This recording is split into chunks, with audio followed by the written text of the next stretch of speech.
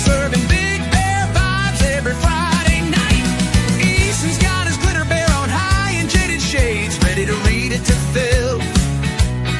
Spilling sass while Techy Joe upgrades the view and attempt to keep it a little classy. Good at LGBTQIA plus from these mountain tops. We got a whiskey in the cup and no plans to stop. Tech news, hot takes, and a little bit of fight. So buckle up, sugar, it's gonna be a ride.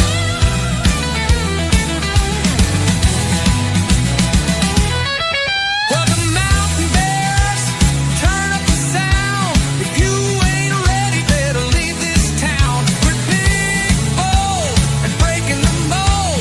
So grab a drink and let's let it unfold.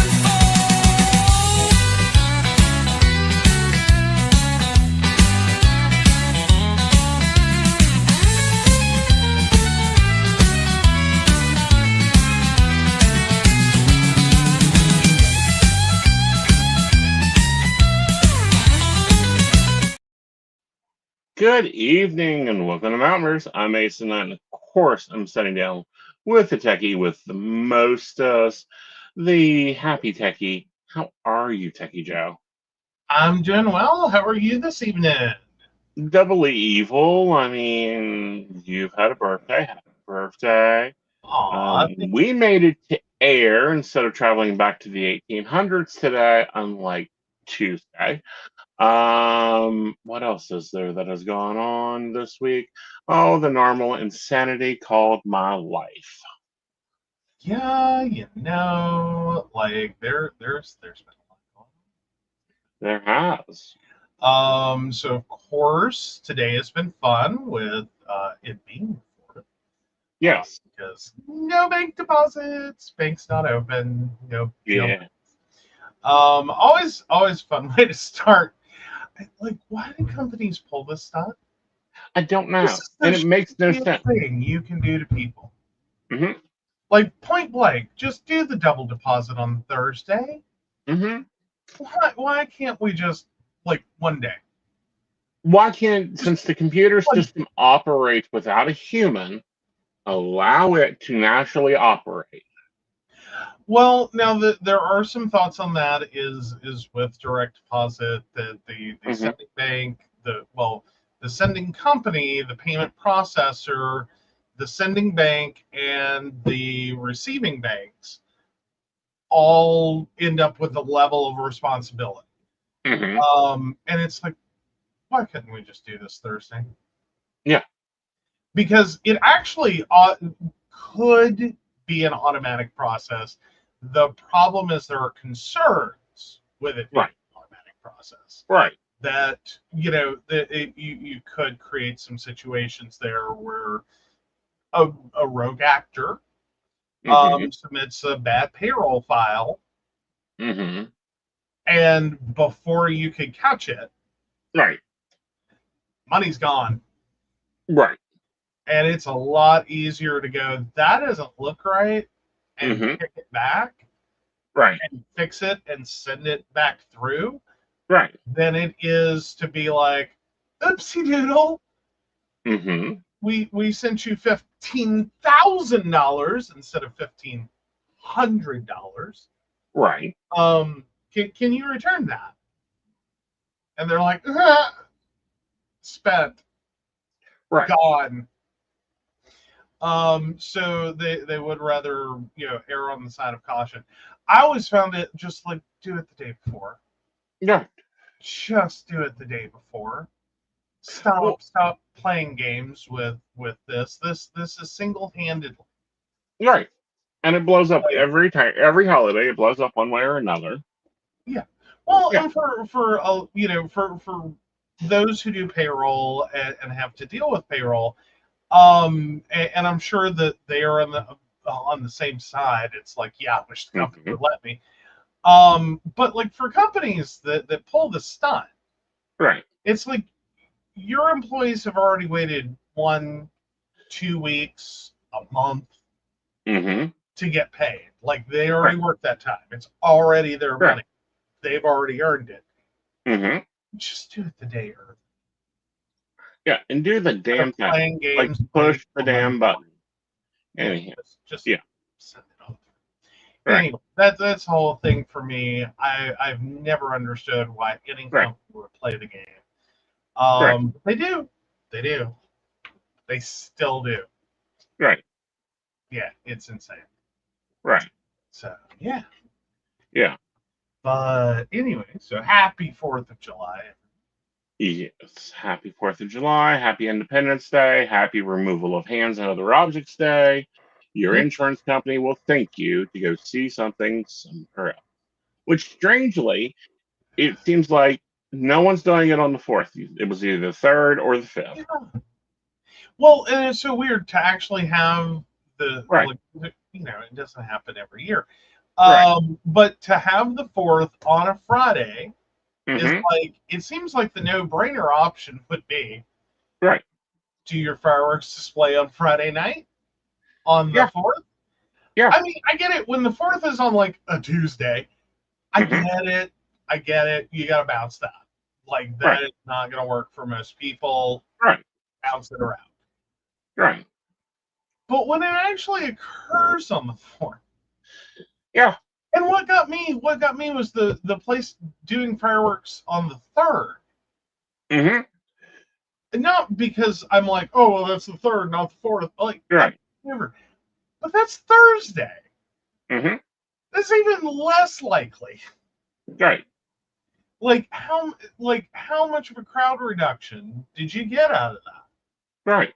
And like, was that the goal, or did you just not think it through? I don't think they I thought don't know how many people were going to take Thursday off, Mm-hmm. because again, companies playing games and shit companies do. Typically, Right. if there's a major holiday and you try to take PTO ahead of it, Right. you get some kind of shitty dill pickle nightmare. Mm-hmm. So don't do that. Right. But for most people, it's already a 3-day weekend. Maybe the thought process was you would leave work on Thursday, go do the fireworks that night. But I'm Mm-hmm. like, for a lot of people, today was the day they were off. Right. Like, they could start in the morning, do the full day, have the full experience. Mm-hmm. Why would you do it on Thursday? Still questioning it. We didn't go. We've gone every year except this year. Well, so far, we're hoping to get to go Yeah. to another firework display. Mm-hmm. But yeah, the one that we had been really liking, the one Mm-hmm. at Lake Stevens, Right. Yeah. that was on the 3rd, Mm-hmm. and we're just like, what were y'all thinking? Yeah. Meanwhile, my overarching issue in West Virginia, can someone Mm-hmm. explain to me Right. why? Yeah. We can't list anything on a calendar until like the week before or the week that it occurs. Right. Yeah. Like, can you please give me time to plan? Like, Yeah. I had to pull it, like, and thankfully I know how this usually runs, and I thought this year that, like, that's stupid, it's not going to happen. It happened. Mm-hmm. Because, like, I have a monthly meeting with a client, and so we do that on the first Saturday of each month. Mm-hmm. And I was like, look,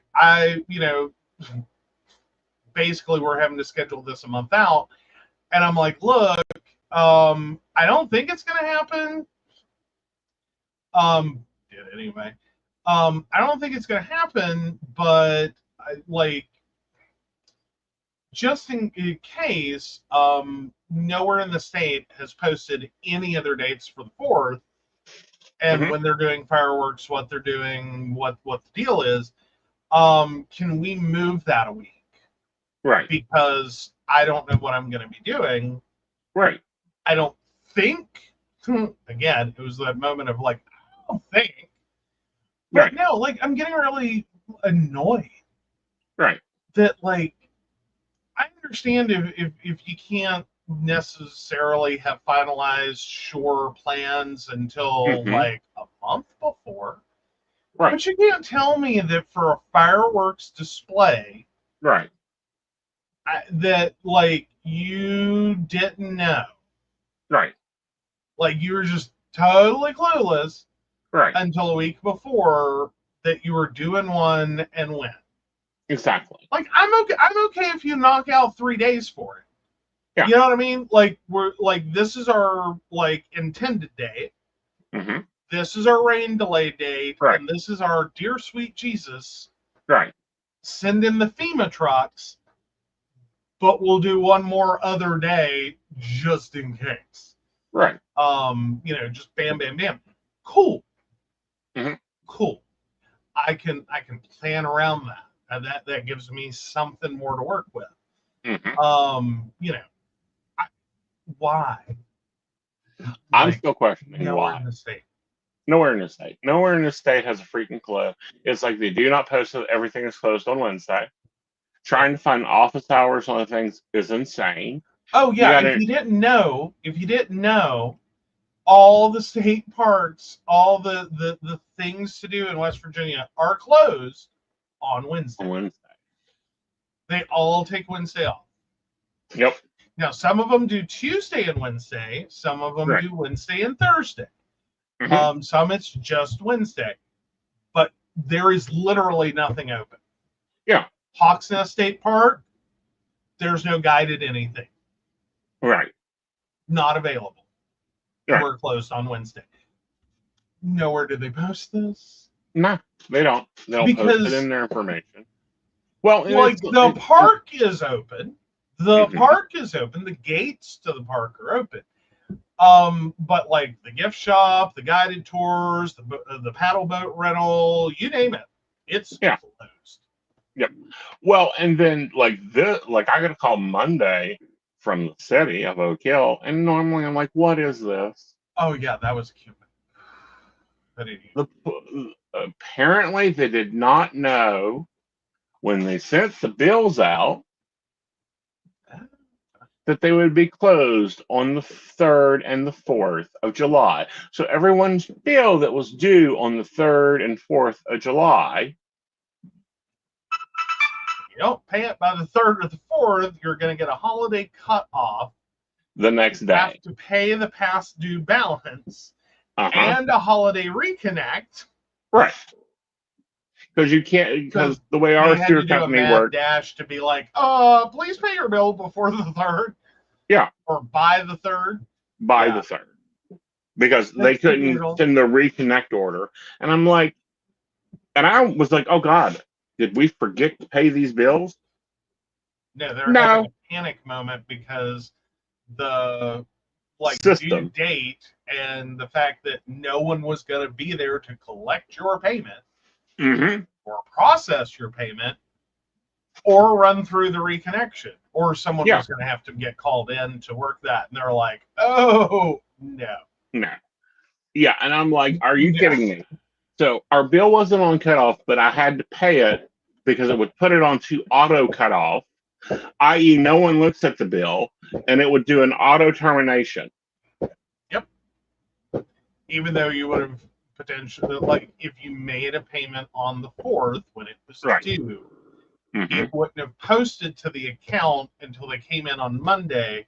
Meanwhile, the system is going to keep churning right along and kick out all the overdue disconnects. Yeah.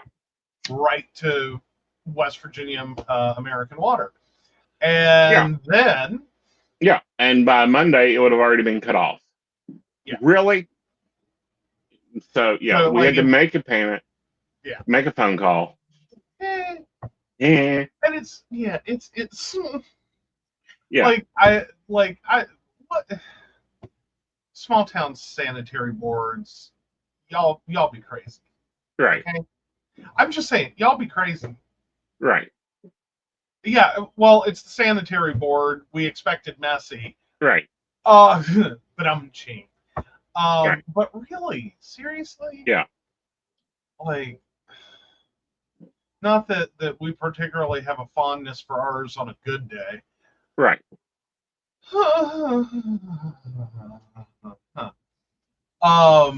Because the whole, I swear we pay 13 sewer bills a year.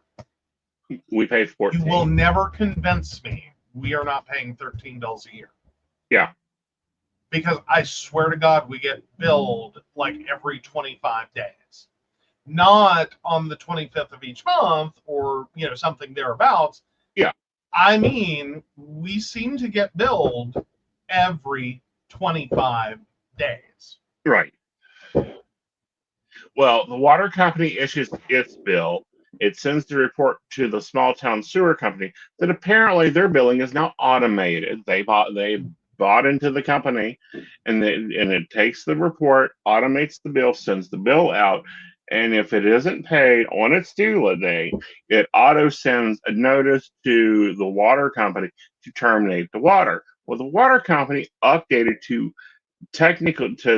its technical meters, but this just has to send a signal, which is now automated, to turn off the water.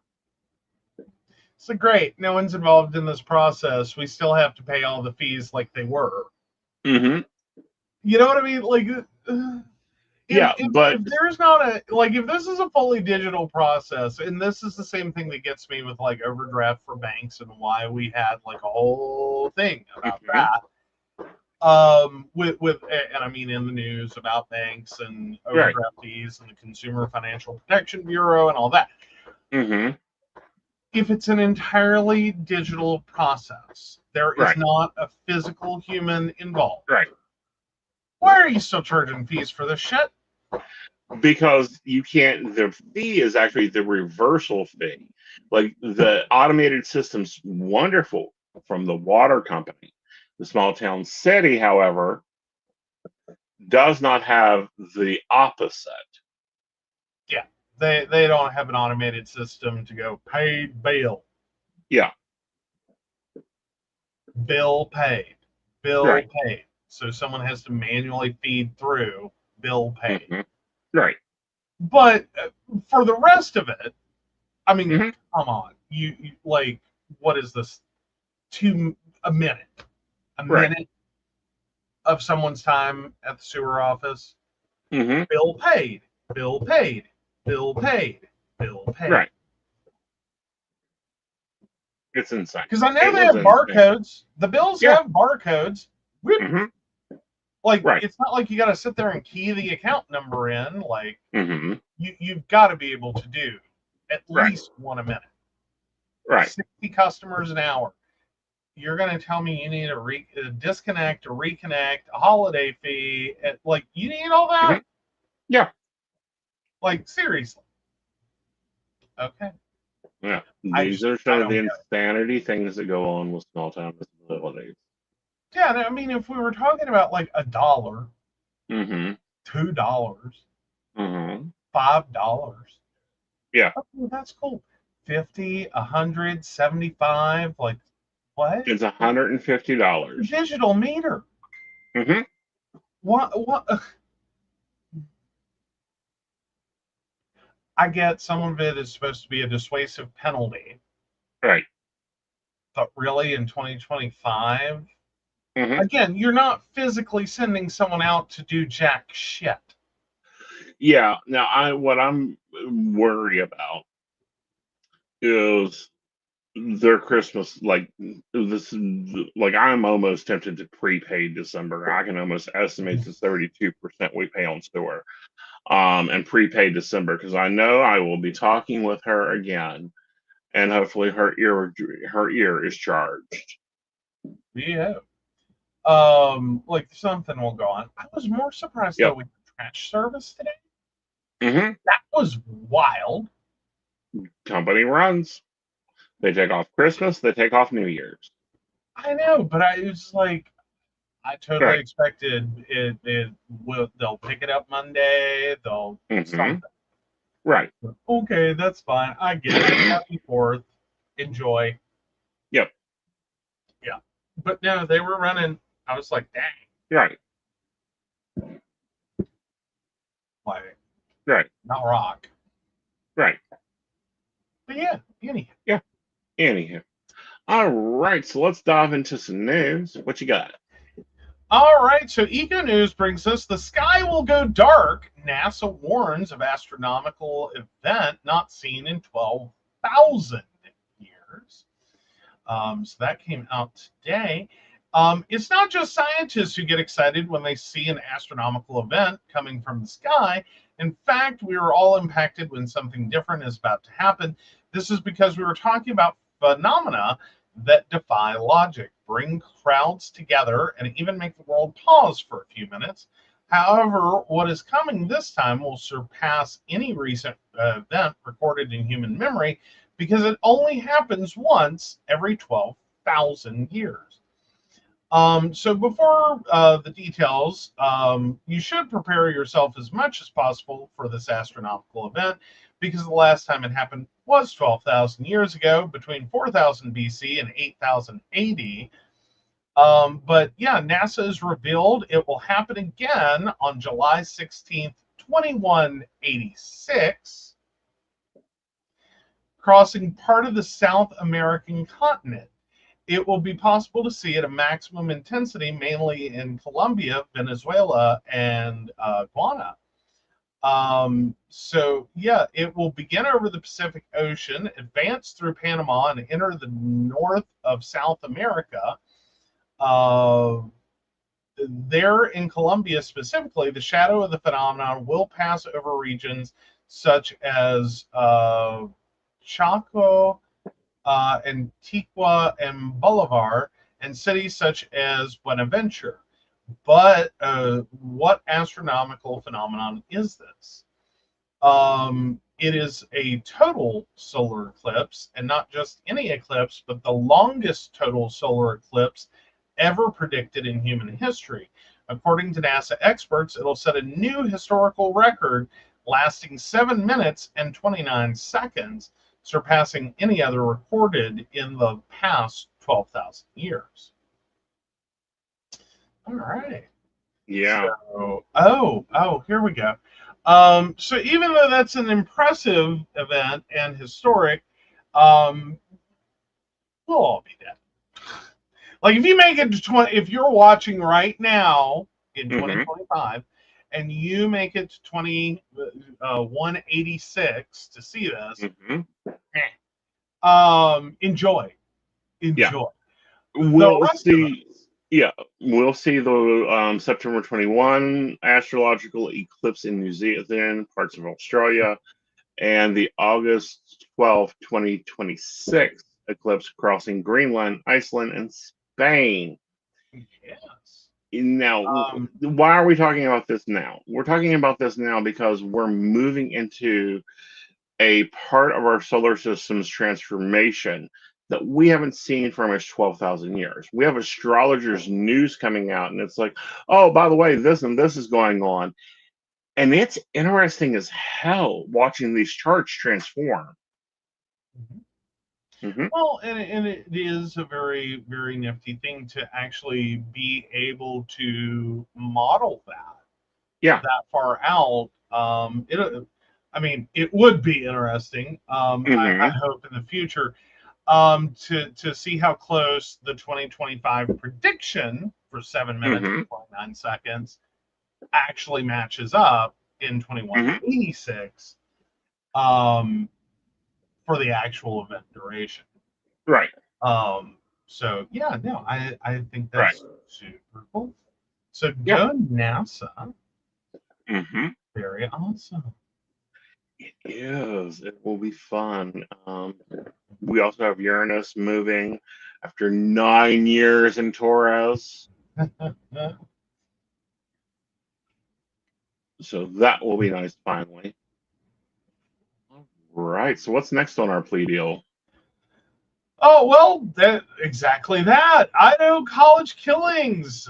Questions remain after stunning guilty pleas. So ABC News brings us this.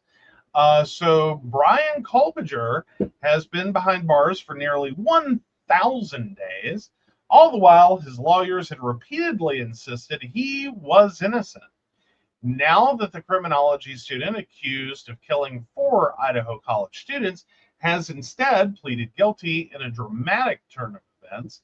He will almost certainly spend the rest of his days behind bars. The guilty plea and admission to the stabbing deaths just weeks from the planned start of his trial stunned many in a case that had ceaselessly gripped headlines. What had been seen as a largely circumstantial case was suddenly crystallizing with every admission that Kolbiger made to the judge on Wednesday. But many questions remained unanswered. While Kolbiger admitted to the killings of Kaylee Goncalves and Madison Mogan, Zaina Kernodle, and Ethan Chapin, students at a school mere miles away from his own and with no apparent connection to him, many of the details remain a mystery, most notably why he did it. So it has been nearly 3 years since the brutal stabbing deaths of Goncalves, Mogan, Kernodle, and Chapin. The grisly crime sent shockwaves rippling through the tight-knit college town of Moscow and ignited a contentious firestorm across social and news media. Their bodies were found in the girls' off-campus house on King Road on November 13th, 2022. Near Mogan's body, a Ka bar knife sheath was discovered. The knife has never been found. A more than 6-week manhunt ensued, and many residents of the cozy college town began locking their doors at night for the first time. Whether the killer had skipped town or still lurked among them was anyone's guess. In the vacuum of real information being shared, conspiracy theorists and true crime hobbyists ran amok with false accusations. Then, one day before New Year's Eve, a criminology PhD student at Washington State University was arrested, more than 2,000 miles from where the killings occurred. Kolbiger was taken into custody at his parents' home in Brightsville, Pennsylvania, after driving cross-country to spend the holidays with family. He appeared to have no connection to the victims, save for their school's proximity, and yet, prosecutors alleged, his DNA had been found on the button snap of the knife sheath. His phone pinged off cell towers in the King Road home area the night of the killings, the night that the killings occurred, they said. His car was caught on surveillance footage, taking multiple passes by what would soon become a crime scene, they said. One of 2 surviving roommates told police she had seen a masked intruder with bushy eyebrows that night, a description that has become a hallmark of the case, and one prosecutor said applied to Kolbiger, though his lawyers would later dispute that. So after Kolbiger's arrest, the lawyer representing him in Monroe County, Pennsylvania, said his client was eager to be exonerated of these charges. The case was largely circumstantial. There was barely any eyewitness testimony. The murder weapon was missing. Kolbiger was extradited to Ohio and indicted in May 2023. He was charged with 4 counts of first-degree murder and 1 count of burglary. He is now facing 4 back-to-back life sentences, as outlined in his plea agreement, for the crimes, in addition to 10 years for the burglary count. His sentencing hearing has been set for July 23rd. Yes, and this is kind of like damn it, I wanted to see this case play out. So my season of court has, been Oh, yeah, you were all canceled. set for the summer of Yes. Kolbiger. Yes. Like Kolbiger trial summer, you were all set for it. 2 weeks away, we were going to hit like mid-July and just roll. Yeah, it was set for a 3-month trial that'll take me through to September, but here's my opinions. The knife is in the waters where the 4 rivers meet. That was verified by his cell data. That's where it actually turned back on at.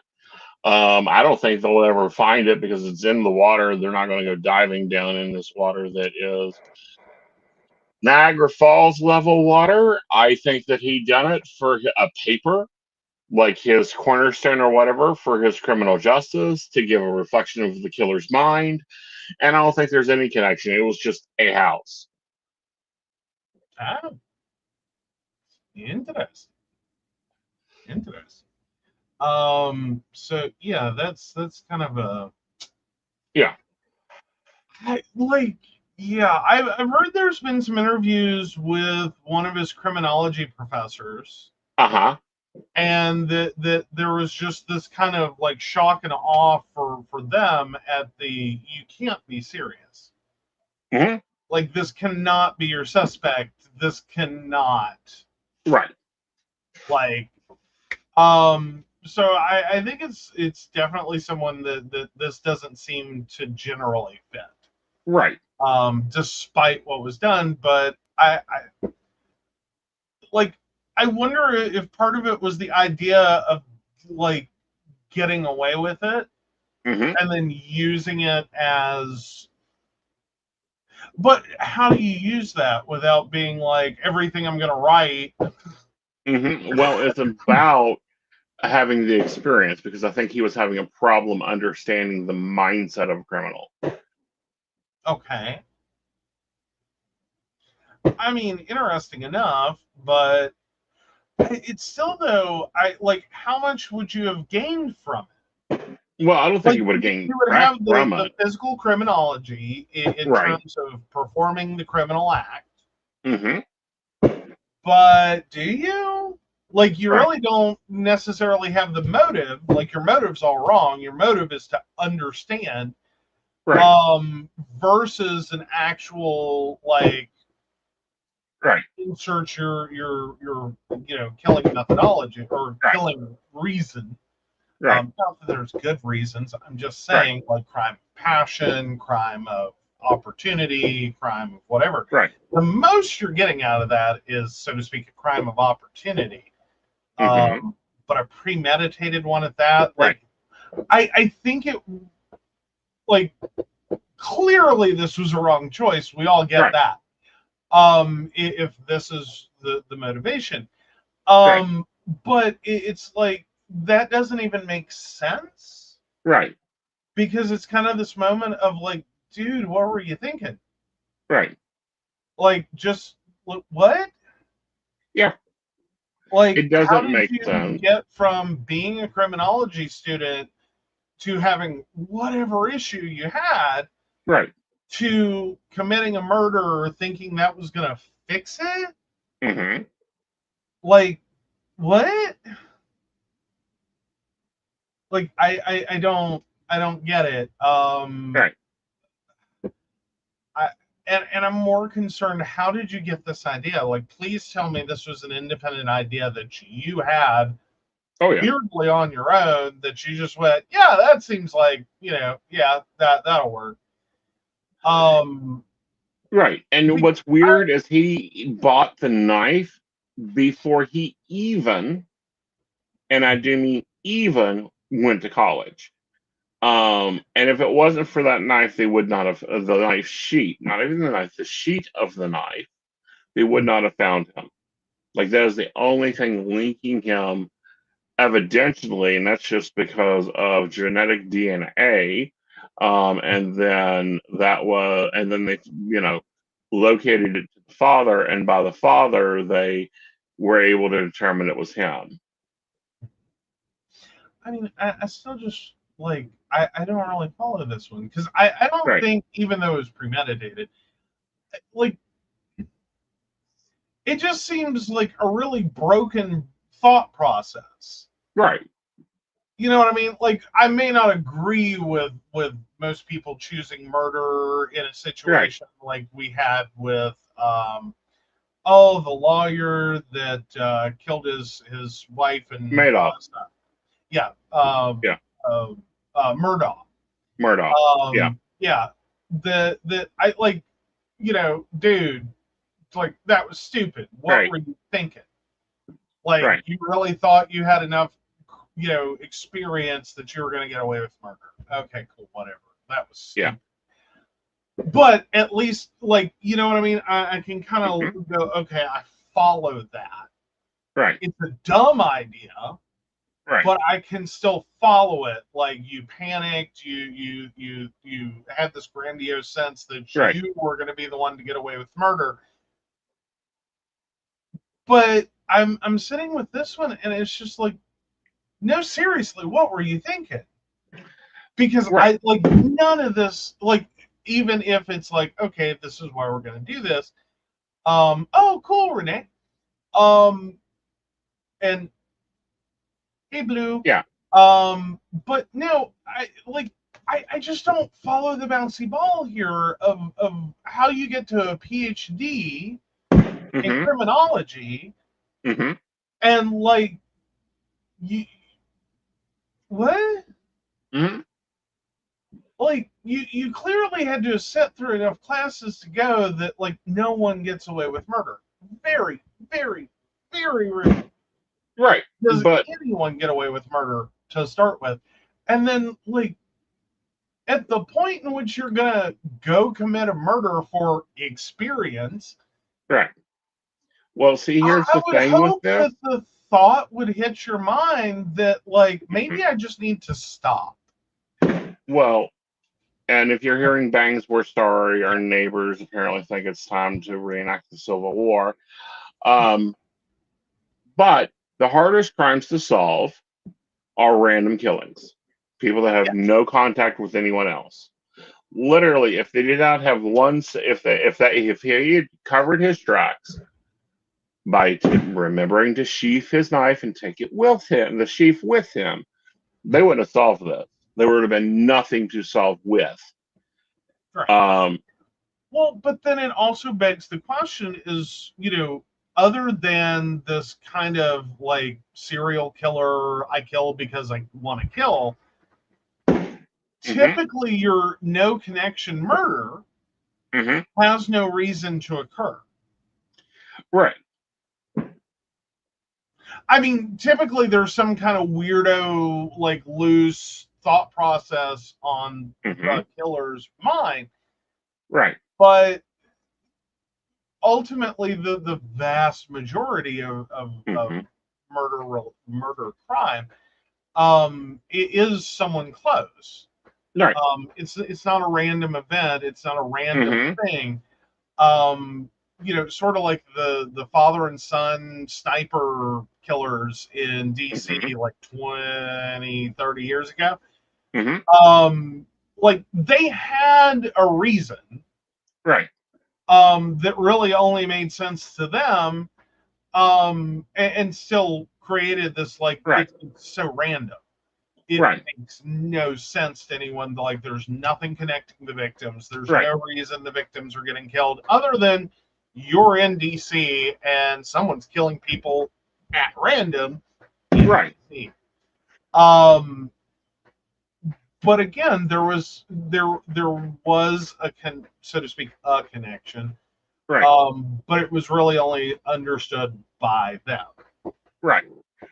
Um, and yeah, it's so weird to me. Well, it's very weird. There's a murder called the train murders.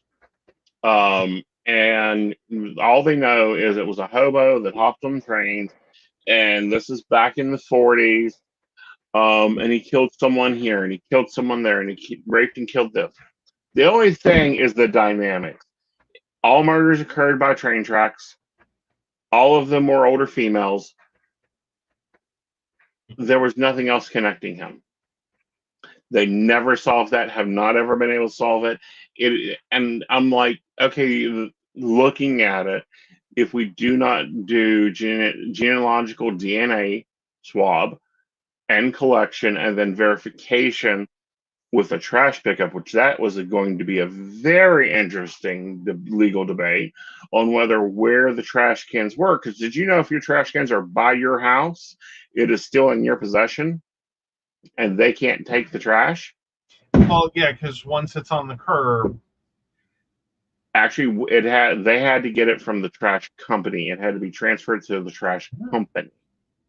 oh wow, Chain of custody. If they can't like walk up on the side of the curb, pick up your trash bag, and run your DNA. They have to wait and get the bag. So it could have been a whole legal argument of how they know it was his trash versus someone else's trash. All that. These are things that I was looking forward to listening to and understanding the legal liability debate arguments there. Unfortunately, that season is canceled. He has took a plea deal. a lot of people are unhappy that he took a plea deal. I'm unhappy for the exploration of some legal laws that haven't been tested in court in a major court case in a number of years. So that would have been interesting. But this does give him life in prison, so the death penalty. It saves Indiana. I think they were quoting this case was going to be about a $9 million case. Oh, wow. Yeah. Oh. Like it was going to be a lot. So, like, and I'm looking through and I'm not really seeing it. So what was the benefit to taking the plea deal? He would not get the death penalty. Okay, so it was literally like you can take your chances in court. Your case is unraveling because it looks like his alibi unraveled. And you're probably going to get the death penalty. Right. So take a plea deal, put life in prison on the table, take the death penalty off the table. Fair enough. All right. Yeah. All right, guys. I'm gonna have to pop out because I have to get someone from outside, and I will be right back. You can go ahead and go into the next story. All right. So yeah, while he's getting Gizmo in, so Gizmo can have a better life experience because he is not enjoying fireworks, I'm sure. So all right, says CNN World, at 90, the Dalai Lama braces for final showdown with Beijing, his reincarnation. So for much of the past century, the Dalai Lama has been the living embodiment of Tibet's struggle for greater freedoms under Chinese Communist Party rule, sustaining the cause from exile, even as increasingly powerful Beijing has become ever more assertive in suppressing it. As his 90th birthday approaches this Sunday, the spiritual leader for millions of followers of Tibetan Buddhism worldwide is bracing for a final showdown with Beijing, the battle over who will control his reincarnation. On Wednesday, the Dalai Lama announced that he will have a successor after his death, and that his office will have the sole authority to identify his reincarnation. I am affirming that the institution of the Dalai Lama will continue, the Nobel Peace Laureate said in a video message to religious elders gathering in Dharamshala, India, hopefully I said that right, where he has found refuge since Chinese communist troops put down an armed uprising in his mountainous homeland in 1959. The cycle of rebirth lies at the core of Tibetan Buddhist belief. Unlike ordinary beings who are reborn involuntarily under the influence of karma, a revered spiritual master like the Dalai Lama is believed to choose the place and time of his rebirth, guided by compassion and prayer for the benefit of all sentient beings. But the reincarnation of the current Dalai Lama is not only pivotal to Tibetan Buddhism, it has become a historic battleground for the future of Tibet, with potentially far-reaching geopolitical implications for the broader Himalayan region. Quote, he has been such a magnet uniting all of us, drawing all of us, said Thupen Jinpa, the Dalai Lama's longtime translator who assisted the leader on his latest memoir, Voice for the Voiceless. I often say to the younger generation Tibetans, we sometimes get spoiled because we are leaning on this very solid rock. One day when the rock goes away, what are we going to do? In that memoir published this year, the Dalai Lama states that his successor will be born in the free world outside China, urging Tibetans and Tibetan Buddhists globally to reject any candidate selected by Beijing.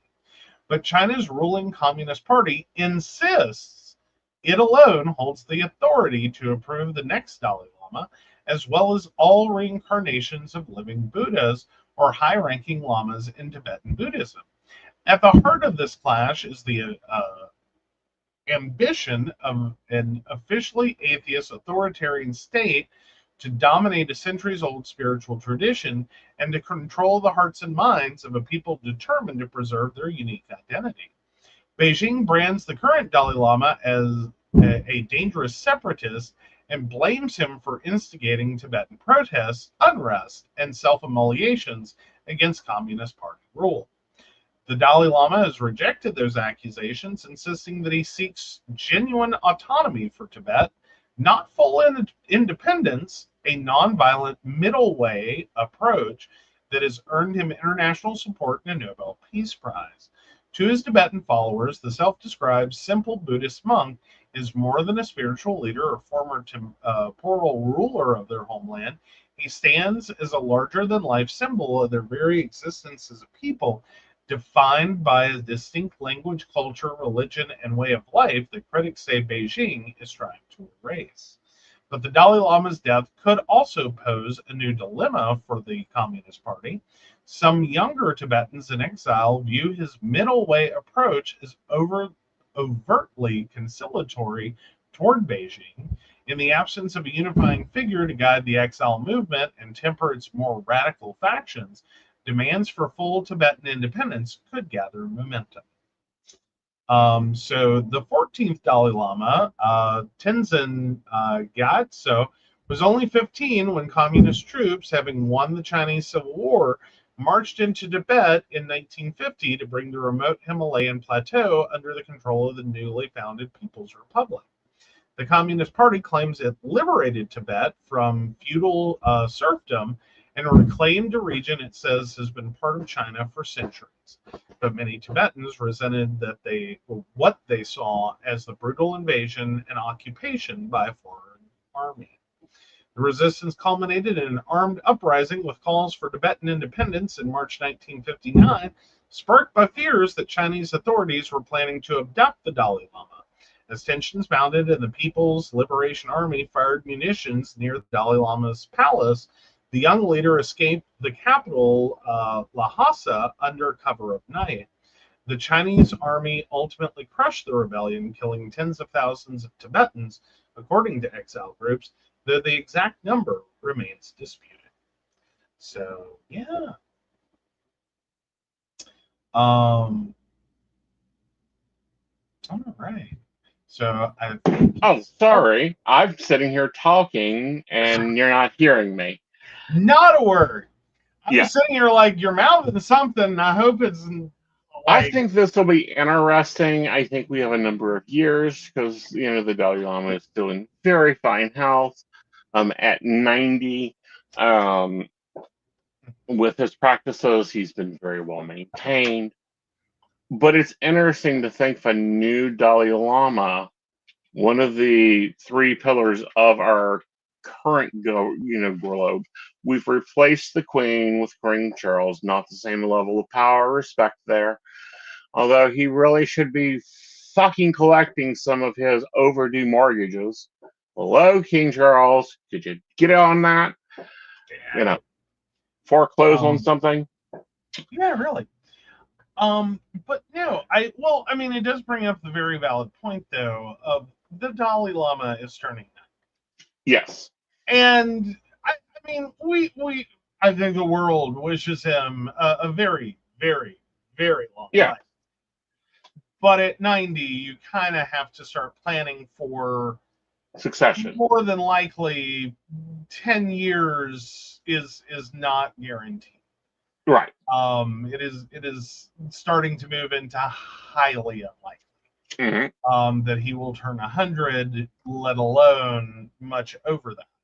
Exactly. And then you've got to also, then you have to also look at, okay, so the major players used to be Queen Elizabeth, the Pope, and the Dalai Lama. One of those three had to weigh in on a world issue before a lot of people would take action and believe. Or all three of them would weigh in it, and it would be like, oh shit, the trifecta. Yeah. You've pissed off the Queen, the Pope, and the Dalai Lama. You are fucked. Yeah. So we've, Queen Elizabeth got her ascension. She has now passed on. We have a new Pope, a debatable Pope. I'm not sure I like him yet. We're still getting to know each other. I understand he's not that much of a coffee drinker, which causes me question. And then we have now the king. And then let's go into a world where we have not a Dalai Lama for about 13 months, and then a new Dalai Lama who could be 13 or 12 or 9. That's a whole different era of influential people, of government's back rooms. Well, yeah, and there's a lot to be considered there as to naming a successor by the Dalai Lama. Right. And having a successor that is going to be hand chosen to spoon feed the messaging of the Chinese Communist Party. Yeah, and see, I don't think that anyone will respect anything that Beijing puts into place, because he's already he's already saying it will be a free world Dalai Lama, which will be the first in obviously since 1950. 700. Well, no, he wasn't born in free country. He was born in Tibet. Well, I'm just saying. Yeah. So you're looking at probably 800 years. Oh, well, there you go. So, yeah, that is a strange new world. Yes. That is coming for the position of Dalai Lama. Right. You know. All right. So, from religious leaders we love to religious leaders we love to hate. Hell just got a delivery. Yeah. So who was Jimmy Swaggart, the late anti-LGBTQ plus disgraced in television? Oh, so Jimmy Swaggart, the televangelist who died Tuesday at age 90, saw his stature diminished by a sex scandal in the 1980s, but remained a force on the religious right. He was noted for anti-gay, anti-Catholic, and anti-Semitic statements, and had a close relationship with the current president of the United States. Swaggart was born in Faraday, Louisiana in 1935. He started his religious career with revival meetings in the South in the 1950s and 60s and became a radio preacher. He established the Family Worship Center in Baton Rouge, Louisiana in the 1960s and started his television ministry in 1975, according to various media outlets. He was affiliated with the Assemblies of God, a Pentecostal Christian denomination. It teaches that salvation is possible only through Jesus Christ, and that believers can have the gift of speaking in tongues, unknown languages. Quote, at its peak in the mid-1980s, Jimmy Swaggart Worldwide Ministries had a television presence in more than 140 countries and, along with its Bible college, took in up to $500,000 a day. Repeating that, $500,000 a day from donations and sales of Bible courses, gospel music, and merchandise. The New York Times reports, Swaggart had an emotional style of preaching that electrified his congregants. He also recorded gospel albums and wrote books. In October 1987, however, Swaggart was photographed outside a New Orleans motel with a female sex worker. The woman later said she had several sexual encounters with Swaggart, but they did not have intercourse. Swaggart apologized to his wife Frances and followers in a televised sermon in February 1988. I have sinned against you, my Lord, and I would ask that your precious blood would wash and cleanse every stain, he said. This came after he had criticized two other prominent Assemblies of God ministers, Jim Baker and Marvin Gorman, for their involvement in illicit affairs. He was suspended and eventually defrocked by the Assemblies of God, but he continued to preach without a denominational affiliation. His influence was diminished, however. He was less contrite after he was caught with a female sex worker and pornographic magazines in his car during a traffic stop in Indio, California in 1991. The Lord told me it's flat none of your business, he told attendees at the Family Worship Center. He then gave his son, Donnie Swaggart, control of his ministries, but he still preached. In 1995, he founded the Sun Life Radio Network, then the Sun Life Broadcasting Network, including television in 2009. Swaggart was not as prominent an anti-LGBTQ plus figure as his contemporaries, Pat Robertson and Jerry Falwell Sr., but his views were clear. In a 2004 broadcast, he asserted his opposition to marriage rights for same-sex couples by saying, "I've never seen a man in my life I wanted to marry." I guess that was not in the pornographic magazines or sex workers he consumed. He continued, and I'm going to be blunt and plain. If one ever looks at me like that, I'm going to unalive him and tell God he died. That led to a complaint to a Canadian broadcaster and an apology of sorts from Swaggart. Talking about unaliving someone and telling God he died is a humorous statement that doesn't mean anything. You can't lie to God. It's ridiculous, he told the Associated Press. If it's an insult, I certainly didn't think it was, but if they are offended, then I certainly offer an apology. You know, are we noticing a theme here? His apologies aren't really apologies. Yeah, that's not. I mean, it's like, I'm sorry I got caught. I'm sorry you're offended. I'm sorry, you know. Mm-hmm. Or point blank, it's none of your business. All right. So, yeah. All right. We're going to stop there because then we get into the presidential election, and I think we're just going to. We don't cover that. Yeah. All I have to say is, damn, they had to open a whole nother level of hell for this one because the 7th layer wasn't hard enough. Well, more importantly, you thought hell was bad before. Now Jimmy Swaggart's there, and he's going to be broadcasting live. Yes. Well, dead, but live. Mm-hmm. Yes. For all eternity. Yes. And yes, I'm using his dogmatic view of hell. I just hope he goes directly back to the left door in the other view and is returned, I don't know, to like Gaza for a few, years, in my opinion. Yes, I am an asshole. Or, if he's going to be reincarnated, why not as a sex worker? Yeah, I think that would be good for him. I'm just saying. I heard there were 9 layers of hell. Guess there's a few more layers. Yes, there is. There's a few more gates of hell. There's a few more abyss layers. We're still in that dogmatic view. A few more layers that are worse than the worst.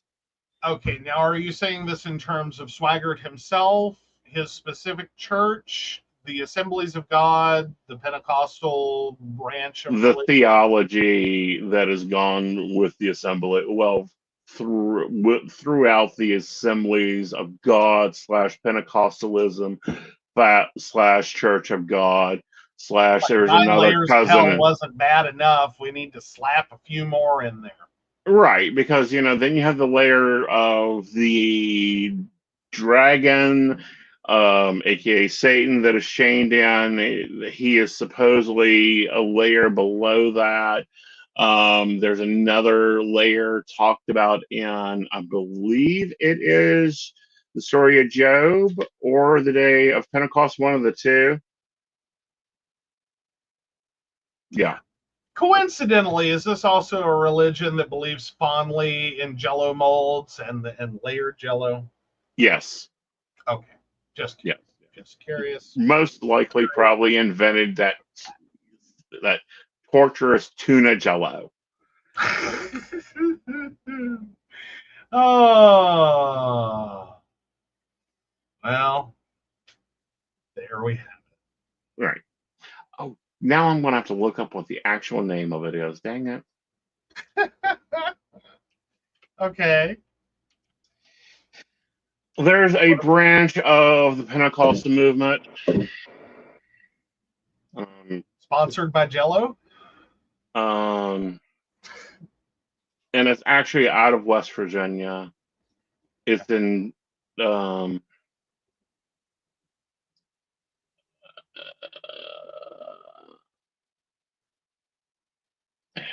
Jody. I just don't remember what it's called. Okay, but what's the whole thing?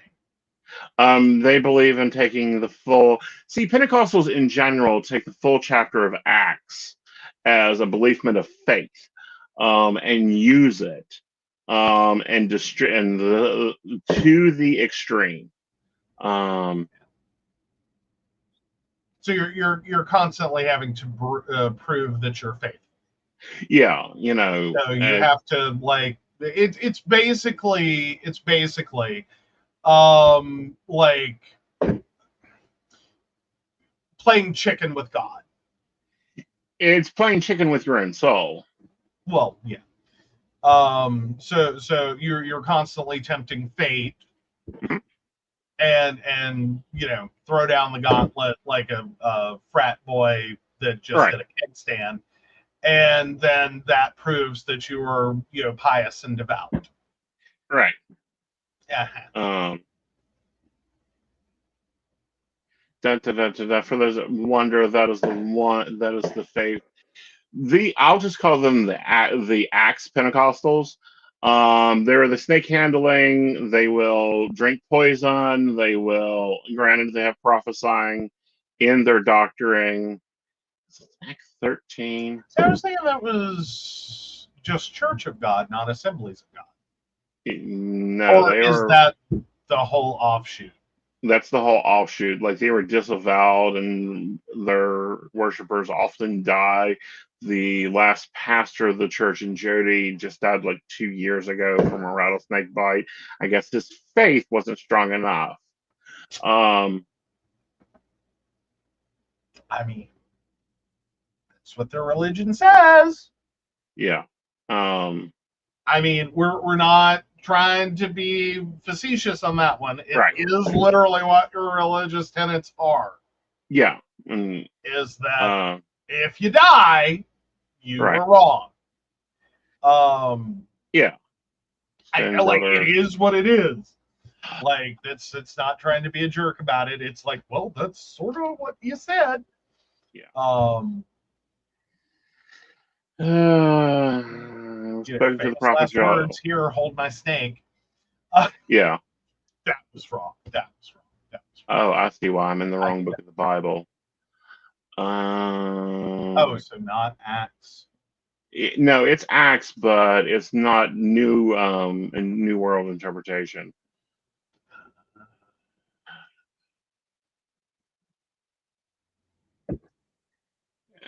Coming out of those spell the crowd, and I'm going to quote Peter's sermon of Acts, and it is, and they shall come in the past of the last days. God says that He will pour out my Spirit on all flesh. Your sons and daughters shall prophesy. Young men shall see visions. Old men shall see dreams. And in my men servants and my mid servants, I will pour out their spirits, and they shall prophesy. They shall speak in new tongues. They shall handle serpents. No weapon will harm them. They will, if they drink anything poisonous, it will not harm them. So poison weapons and snake handling. Yeah. And also sounds like it's an end of days right concept. Like, this is it. Right. And it's actually weirdly, seen in a few other religions. That proof of faith. We see it very often in New Age. They will do, and you've seen it on Oprah, who, I'm sorry, is very New Age in her beliefs, but she comes from a very Christianal background.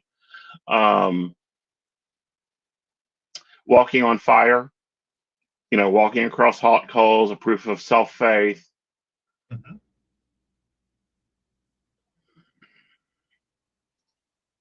God, I hate Internet Bibles. It doesn't tell you what you want. Yeah, because it's a whole thing. Okay. Well, we get the gist. We get the idea Right. that they're taking very literally, and they're Hmm. assuming that the time is now, Right. and not necessarily, Right. at some point. So Right. yeah, mason jars of snake venom get passed around. No, that's strychnine, honey. Oh, Snake. it's strychnine, not snake. Yeah. Okay. So yeah. Yeah. But this is very widespread in West Virginia, Kentucky, Ohio. But not all Pentecostals do that provement of faith. The testament of faith, Yeah, testament of faith. Um, trial of faith. mhm. I mean, it sounds a little bit like Dunk the Witch to me. Yeah, it is. It is that step of faith, that step of you, if you believe you have the power, or the Holy Spirit, the proof of the blessing of the Holy Spirit. Um, uh, that's Mark. Why are you quoting Mark? You should be quoting Acts, you idiots. I hate people that don't do the research. Okay. But no, there's a few things in Genesis. Like they tie all this in, and it is basically a trial by fire. And many of their pastors die. What I find interesting is Jimmy Swagger never, and this was like, I'm going to go off of Dad's thoughts and preambles on this. Jimmy Swagger never would prove his faith. Like he never gave testimony, which was just insane. When you're watching porn and having sex with sex workers, I'm sure the idea of a testament of faith is probably like, yeah. Most televangelists have no, like, I don't think there has been a televangelist that does a testament of faith. But they also, I don't know, and I don't like that, like, I'm not getting down on people, but if you are eating cat food to give your tithes and your prosperity blessings to the church, there's an issue. There's an issue with your pastor. There's an issue with your church. There's a whole issue with your relationship with the divinity, no matter what that divinity is. I also have the same problem with other religions, not just the Christians. We have Muslims that do the same thing. We've had all religion multiple. is open to exploitation. Mm-hmm.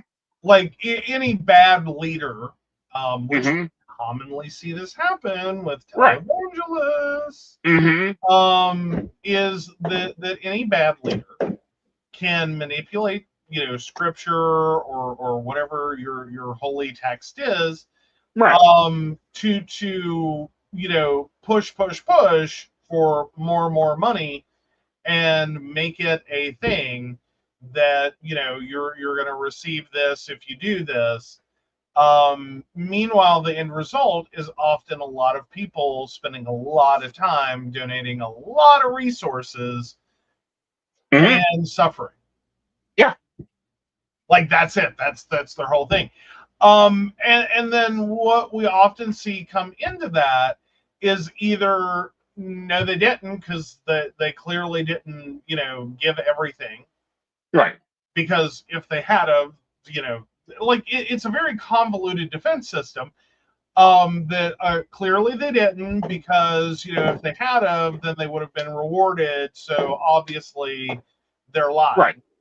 Right. Or they weren't devout enough, period, and were therefore undeserving.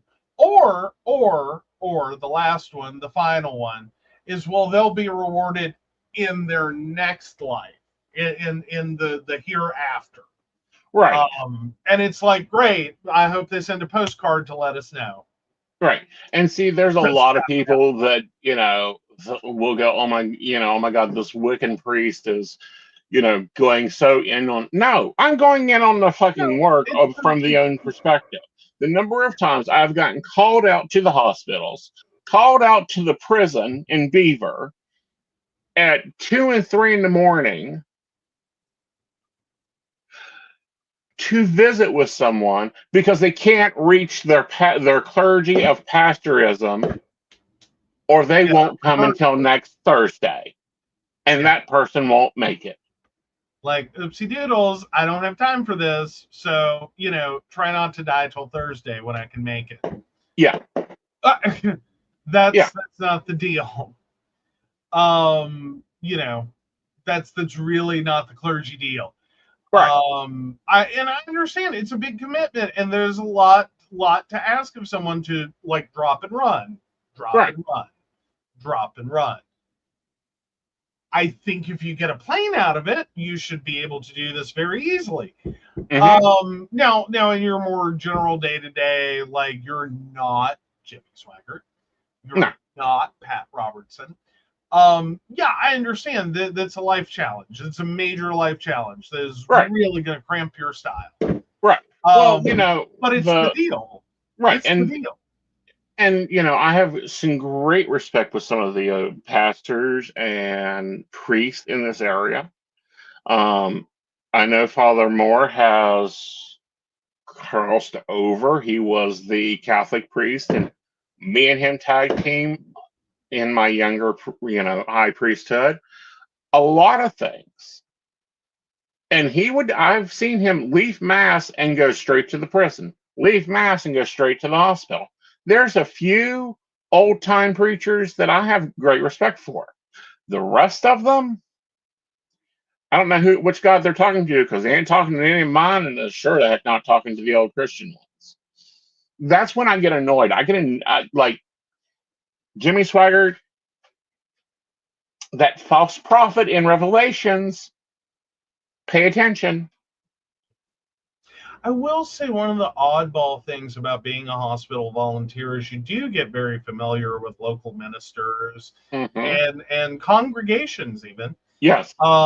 Because, like, and especially working on, like, the day surgery side of a hospital, I found it interesting. There were a couple of churches, and it was the moment you didn't even have to see the minister. There was always, like, in some very specific churches, 2 or 3 little old ladies.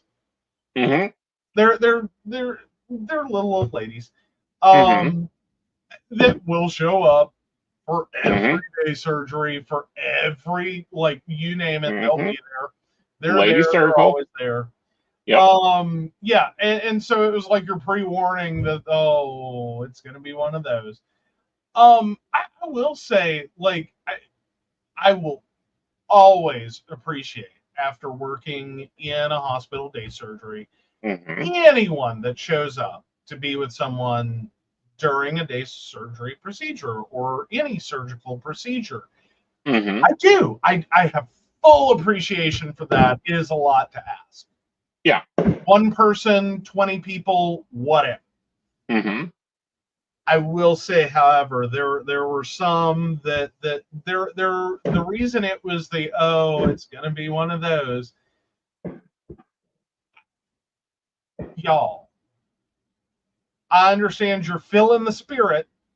It's still a hospital. Tone it down. Right. Feel the spirit in the parking lot. You can feel the spirit in the parking lot. That's okay too. If you need to be moved that much by spirit in the middle of a hospital, don't. Right. Go outside. Leave the air conditioning. Right. Leave the heating. Right. Go to the parking lot. You can feel the movement all you need to outside. Right. Because it is very disruptive. Yeah. Like, you and potentially problematic. When you have a waiting room full of people that are already, they've been up since 4 a.m. They are worried and concerned. They are potentially at the end of a very long diagnostic trail. And you are speaking in tongues and falling in the floor and floundering around in the middle of my waiting room. Mm-hmm. Some people are a little twitchy right now after, their fifth pot of coffee to keep moving today. Uh-huh. Well, something's about to move you. It ain't gonna be the Lord, but it may be a Bubba with a concealed carry. So if that's the testament of faith you want to go for, I think we could all just agree maybe move it to the parking lot. That might be better in general. Now, granted, I have seen some things in my life, especially. No, this wasn't a lot. There were about two in particular that Uh-huh. tended to get a little rowdier than the others. It is also very odd to have to call down little old ladies and a pastor for Uh-huh. you're in a hospital. Please either take it outside or stop. Right. Yeah. Like the rest of the people in here don't need this. I remember one sister. I swear that woman would walk in on a walker 45 minutes before church service. Every time. Every time.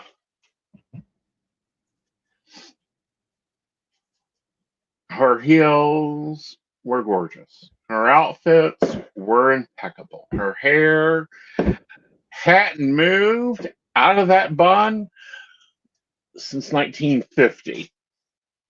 Yeah. It shellacked in there. Got it? Permanently. She was on a walker. She had been on a walker for 20 years. One night, spirit hit that woman. She went across the pews. And I'm not talking walking around or walking up the. No, the back of the pews. She cut those pews up one side and down another for a good 30 minutes. Okay. Okay. Yes, yeah, this may seem it odd. Be very animated. It can be very animated. Okay, this may seem odd, but this woman, don't care what time it was, don't care where it was, don't care whatever it was. Whenever her phone rang, she answered it. She was at every hospital, every funeral, every cookout, every kids' day thing, whatever, with enough food. You think my Thanksgivings? That was probably breakfast at this woman's house. No, I get it. And again, I totally appreciate both the religious, the spirit hitting you, and the fact that you are here for one of your brothers and sisters. I appreciate that. Right. Y'all got to realize this ain't a church. It is a hospital. Calm it down. Take it to the parking lot. Take it to the parking lot. Or to the chapel. A lot of parking lot. Oh, please not the chapel. Oh, please. In the particular hospital I volunteered in, please don't take it to the chapel. One, it's a very, very, very small chapel. Two, the waiting room is already fraught enough. Anyone who's ended up in the chapel is they're at their wits' end. They will snap. Right. Like but my point is that's a lady of faith. Jimmy Swaggart was never that. May he not rest in peace. Hey, there we go. All right. So rounding it all out. Rounding it all out. Let's find out if you're the asshole tonight. All right. Am I the asshole for refusing to lock my cats up so my friend's boyfriend can visit my house? Look, she's my best friend, but I can't stand her boyfriend. No one can. All he does is make rude, snarky comments and complains about everything everywhere he goes. Nothing is ever good enough, or nothing is ever as good as his stuff. I decided to have a small cookout at my house. He has made comments about its location and quality many times before. Nonetheless, we're planning to have good friends, drinks, and a whole lot of other stuff to spend some time with our friends and relax a little. And they're both invited. My bestie is worried about her boyfriend's cat allergies. I have 2 cats. Both hide when people are over. She asked me to lock them in the room for the day to not upset his allergies. He has been to my house twice now and has never complained about my cats. I simply told her no. After she persisted, I reminded her he's been around them and their fur, which lingers around at all times in the past. I asked what he did then to manage it. She said take Benadryl. I recommended he take it again before or after his visit. She persisted. So I said I'm not locking my cats in a room for the day, and so far that's been that. Am I the asshole? I'm not sure if my dislike of her boyfriend is clouding my judgment, but I also think of how panicked and uncomfortable my cats will be, and it seems unreasonable to request that from me. Also, their discomfort really doesn't seem worth his company. I don't know. Am I the asshole? Well, since you suffered with a cat allergy longer than I have, what's your thoughts? I honestly have never asked anyone to lock up their cats. Now, I have made it clear that, at the worst ends of my allergies, I just won't show up. Right. Like, I'm sorry. And quite frankly, and as rude as it is, whatever you're doing isn't worth me suffering through the allergies. Right. Now, there are instances where it's like, well, this is going to suck. Mm-hmm. Suck it up, Buttercup. We're going. Yeah. And I, do what you got to do, make it through, be glad when you leave and can breathe. Yeah. It is the approach I've taken. The cats are a member of your household.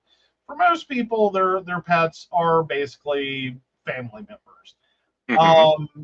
They live there, literally. And figuratively, however you want to put it, but literally they live there. It is their house too. I've never really been able to process that idea. Right. That like I'll opt out.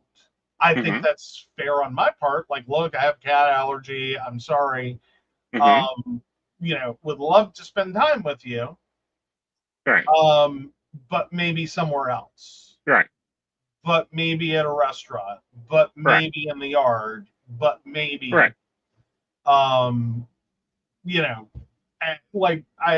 it's not good. Right. And I understand, I do as an Right. allergy sufferer, Benadryl is garbage. As Yes. a side note, Benadryl is total garbage. Right. Please don't take Benadryl. There's not medical advice. I'm just saying, oh my God, it's garbage. Right. It screws me up for at least the entire next day. Mm-hmm. And long-term use has some really ugly studies attached to it. Right. So, consider it. Right. So I understand not wanting to take Benadryl if you don't have to, literally have to. Because at this point in my life, gunpoint. That's when I take Benadryl. Like you got to tell me that if I don't take it, I will legitimately die. Right. Because I can't Right. justify it anymore. It's not worth it. So again, I understand not wanting to take Benadryl. It seems like a simple solution. It isn't. No. And some of your other allergy meds can be just as bad. Right. It also means that sometimes you really have to consider, Right. What am I doing here? Yeah. Like if this is going to be a continuing part of my life, i.e., when we started dating, and I'm like, okay, he has cats. Oh, I got to figure out something. Mm-hmm. So we did immunosuppressive therapy. It is a long, involved process. Mm-hmm. And it's not for the faint of heart. Like you got to be committed when you sign up for it. It's not something you just kind of do. Right. Like it's like 52 times 2 injections. Right.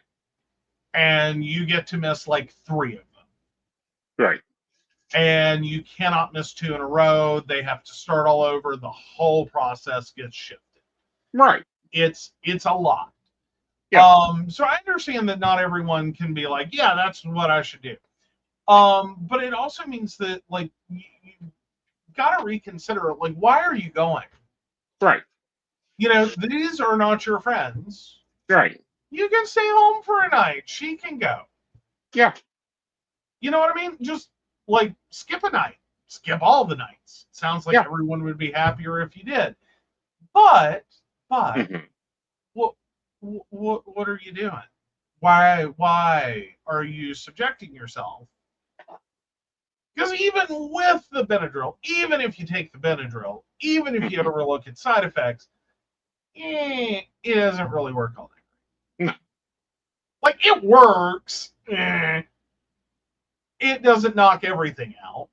Right. Most of your allergy meds don't knock everything out. They help. Right. It's not as bad as it could be. You're not suffering as much. It's not the same. Right. Yeah. And I'm surprised with an allergy you're not doing anything. Like that gets me. Well, or more to the point, you're not considering it seemingly Right. from your perspective. But then again, this is OP, the homeowner, cat. Right. I don't know if maybe the bestie is just asking for his comfort.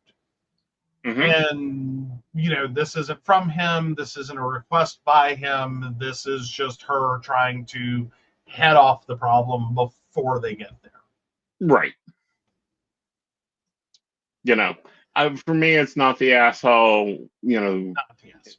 it's not like the cats are hellcats that'll eat him alive. Hopefully not. Furthermore, if you do put the cats up, it's still going to you're still going to have an allergic reaction. Yeah, the house is covered. Yeah. Like, if they're free roaming the rest of the time, the house is already covered. Yeah. And I'm sorry, there is no amount of cleaning that gets cat out of a house. No. The next owner will be finding cat in that house. Yes. Until you rip out the carpets, take out the ductwork, and literally just about gut the fucker. Yeah. You're going to have cat in the house. Right. Like it's just the realities. It's not an insult to cat owners. It really isn't. No, especially It's since just you the reality. co-own one now. Well, yeah. And you even pet her. Occasionally, when she's nice. Yes. Yeah. Yeah. I mean, occasionally I also threaten her life, but you know. Yeah. That occurs daily, Like, but anyhow. we have a back and forth. All right, so the poll is up. The question is, are you an asshole for refusing to put up your animals for the comfort of a boyfriend of a friend? All right, so as Gay Bros over 30, this is Flair of 30 to 34. Our Right. friend is dating a new guy, and we all hate him. Oh, seems like we just continued the previous one. So we all hate him. When do you say something? We have a mixed friend group, guys, gays, girls, and a lesbian couple, and some variation in ages, 25 to 35, if you include all partners. One of our friends, him and I are relatively close, started dating this guy around Christmas last year. The guy is in his early 40s. The age matters because we thought maybe that's why we clashed and previously divorced. Friend and the guy seem to like each other if I were to believe what the friend says. Collectively, we have all decided we do not like the guy at all, and we hate that he gets invited every time a few of us get to hang out. We have our valid reasons of why we dislike him. He talks over everyone in the group with a very condescending, sorry to interrupt. He's a one-upper no matter what you say. He has a better or worse story to share. Constantly shit talks his ex-wife in a borderline sexist way. It's been nearly a year of him here, and he still mispronounces one of our friends' names. He makes everyone uncomfortable, including said friend. I don't know what's going on, but I know our friend, and this isn't the type of humor. But the guy constantly makes jokes on his behalf that aren't funny. I had to once step in and say, that's not nice, which was awkward but necessary. We were splitting a bill and counting up how much everyone got their phone out to calculate, but he made a point of calling our friend, aka his boyfriend, stupid for it.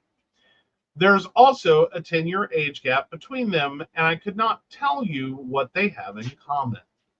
When do you say something? Day after Christmas, first meeting, like, you're now in for a penny and a pound. I gave a friend of mine shit the minute we got done with an introductory lunch, brunch, or whatever it was. You know what I mean? Like, don't get me wrong. I was willing to give the guy a shot, and I hope and that maybe it was just a one bad choice situation. But no, it wasn't.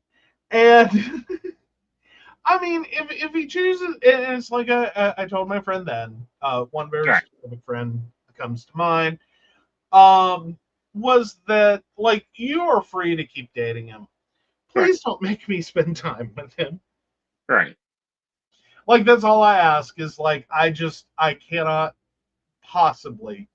Right. Like, I love you dearly, but I just can't possibly take this one. Right. Like, I just really don't like this dude. But if that's what makes you happy, go for it. But just realize that, like, I'm not gonna be able to be around this dude. Yeah, but Like, you're really cutting this story into pieces. The funnier part was the mesh tank top. yes. So, Fishnet Boy is his unofficial title. He had a real name. I never bothered to learn it. Right. So the whole deal was, and granted, this was like 20 some years ago. Was meeting this guy and my friend was so excited for us to finally meet him, and we were too. We had heard amazing things about this guy, and I just don't understand what went through this person's brain. You know what you're doing today. You are meeting your boyfriend's friends. Right. For the first time. Right. And you look through your closet and you go, t-shirt, nope. Button down, nope. Polo, tank top. The affectionately known as wife beater.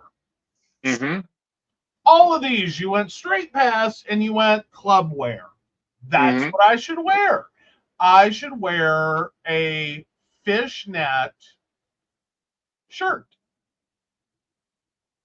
so that his friends can have the mental disruption of looking over their eggs at my nipples.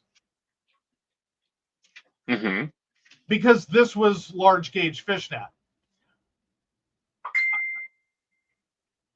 I was like, I feel so old at the idea that this is what just destroyed this dude for me. Right. And I'm like, nope. No. I got nothing for you, bud. Like, nope. I will never understand what went through this poor man's head. Because I was like, nope. Right. Nope. Nowhere in my brain would I have ever thought to do that to anyone I have ever dated. Let alone could I come up with a plausible reason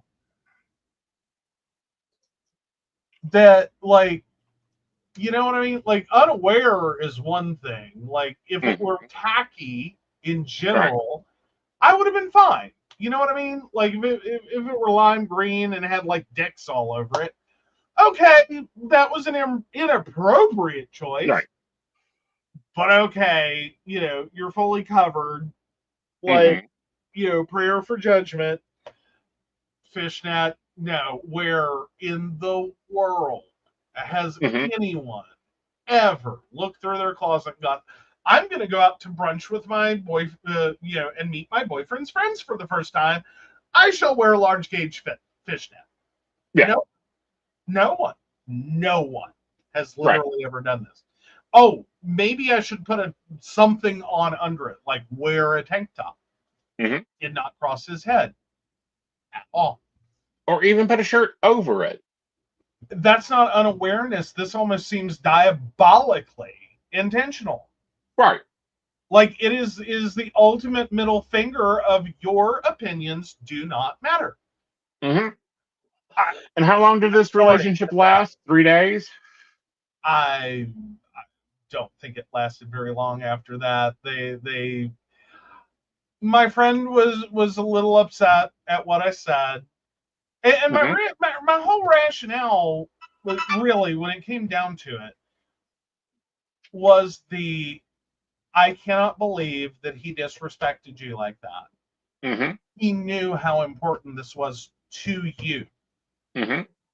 And all he had to do Mm-hmm. was pull a t-shirt out of a drawer. Mm-hmm. Stop and buy a t-shirt. Mm-hmm. You know what I mean? $2. $2. I don't care if it comes in a pack of 10 at this point. Right. I would not have given him any grief for that. Mm-hmm. You know what I mean? Like, borrow one from you. Been like, dude, I forgot to do laundry. Like, my cat puked over all my clothes. Like, help. You would have given him a t-shirt. I cannot believe he would show up and disrespect you like that. That was my whole rationale. And I was like, nope. Right. Like, I'm never going to like this guy. There is nothing he is ever going to do from this moment that is going to make me like him. So my friend didn't really appreciate that in the moment. He was really hurt and offended. Right. I think it was one of those things that, like, the more he thought about it, the more he was like, yeah. It was kind of that moment where it's like the NRE died in that conversation for him. Mm-hmm. Like everything he had overlooked, everything that he had, not been paying attention to, right, suddenly clicked, and it didn't last long. Yeah. It just kind of fizzled out. All right, let's take a look at the poll and see what we got. All right. Ooh, very nice, very nice. 100%. Nope, you are not the asshole for for refusing to cage your fur children. Oh. All right, guys, we will be back Tuesday. I almost said Thursday for some reason, but I'm sure that's another thing we're doing. And we will see you at 9 p.m. for the Psyche Coffee Shop. Until then, let's go ahead and thank those wonderful patrons that take care of us. Yeah, so of course we want to thank Beverly Walker, Mika G, Brenda, Joan Owen, Shannon C, Shannon D, Lady Gwendolyn, Caitlin Bell, Devin, and Bella. If you'd like to learn more about us, the show, or how you too can become a Patreon sponsor and receive all the wonderful benefits our baristas receive, please visit us at pcspnetwork.com. Good night, guys. Stay safe. Have a great 4th of July weekend. Remember, it is better to stay home than to get behind the wheel. Bye, y'all. Bye.